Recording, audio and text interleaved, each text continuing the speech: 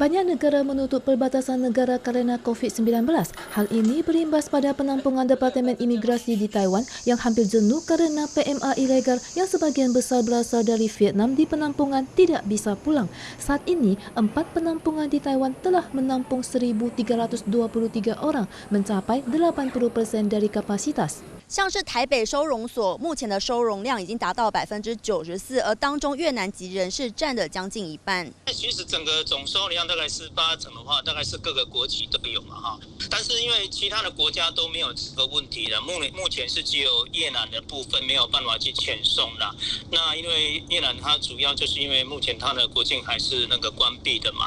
Departemen Imigrasi NIA mengatakan bahwa sebuah pesawat charter Vietnam baru-baru ini telah membawa warga Vietnam yang overstay di Taiwan. NIA akan terus meminta Kementerian Luar Negeri untuk koordinasi dengan pemerintah Vietnam tentang pesawat charter berikutnya. Setelah Vietnam menerapkan penutupan perbatasan, masih ada sekitar 300 PMA ilegal Vietnam yang tertangkap ke penampungan setiap bulannya. Serikat Buruh mengatakan hal ini akan meningkatkan risiko penularan klaster. 不应该再长期逃逸外劳，移民署不应该说一套做一套，我觉得是不用把他们当犯人一样，然后把他们关在收容中心里面，然后线上的行动。 Asosiasi Buruh mengatakan pekerja kehilangan kontak bukanlah tahanan. Jika tempat penampungan penuh, LSM dan gereja bisa membantu untuk penempatannya. Pemungutan suara pemecatan wali kota Kaohsiung Han Kuo-yu dari Partai KMT berlangsung pada Sabtu 6 Juni. Sebanyak 939.090 suara menyetujui pemecatan wali kota pertama di Taiwan ini. Nada suara Han terkesan damai pada pidato pemecatannya. Han Kuo-yu yang menjadi wali kota pertama yang dipecat dalam sejarah Taiwan menuduh partai DPP menguasai 90% media dan menyerang dia di dunia maya dengan tim League Hall Nasional. 第二次执政以来，所有的心思几乎全部集中在罢韩国家队，集中所有中央政府的力量，跨越各部会，买通了几乎90%以上的媒体。 Menurut ketentuan hukum, setelah pemecatan Han lolos, wali kota Kaohsiung akan dipilih ulang dalam 3 bulan. Dan pada masa ini, eksekutif Yuan akan mengutus pelaksana tugas wali kota. Namun, Han boleh mengajukan gugatan hasil pemungutan suara. Sebelum persidangan selesai, tidak boleh ada pemilihan ulang. Jika Han memenangkan gugatan, dia akan kembali bertugas sebagai wali kota.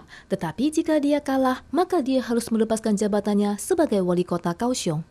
Tidak lama setelah lolosnya aksi recall Han pada pembukaan suara tanggal 6 malam, anggota parlemen Kaohsiung Xu Kunyuan jatuh dari kediamannya di lantai 17 dan meninggal.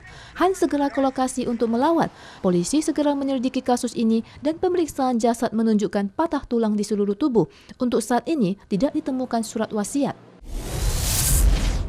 Liburan panjang Festival Pecun akan tiba. TRA pada 24 hingga 29 Juni akan menambah 114 jadwal kereta dengan meniadakan kursi bebas untuk sementara, terkecuali untuk kereta Zhiqiang versi baru seperti Puyaoma akan menambah 120 tiket berdiri. TRA menyatakan pencabutan larangan 7 Juni bukan berarti pencabutan sepenuhnya, tetapi hanya terbatas pada pelonggaran larangan. Selain itu, untuk memudahkan warga mudik ke Hualien dan Taitung, TRA membuka pemesanan tiket sistem nama dari 10 Juni sampai 12 Juni pukul 12 malam. Sementara tiket THSR selama festival telah dipesan 297.000 penumpang dan tidak akan dibuka kursi bebas pada 24 hingga 28 Juni. Sebagai alternatif, THSR akan mengevaluasi kebutuhan penumpang untuk membuka jadwal kereta tambahan. Jembatan gantung pelangi di air terjun Shuanglong, Nantou merupakan terpanjang di Taiwan dengan panjang keseluruhan 342 meter. Jembatan yang menelan biaya 60 juta dolar Taiwan ini dijadwalkan dibuka pada bulan April tahun ini, tetapi ditunda hingga 20 Juni karena dampak pandemi. Situasi COVID-19 Taiwan mereda dan batasan pencegahan dicabut per 7 Juni. Banyak orang memanfaatkan cuaca yang baik untuk berlibur, seperti Hutoupi di Tainan dan Lukang di Changhua dipenuhi wisatawan. Jalan tua dan restoran juga banyak dikunjungi turis. CECC mengimbau warga untuk tetap menjaga jarak sosial. Jika situasi tidak mengizinkan, maka disarankan untuk mengenakan masker.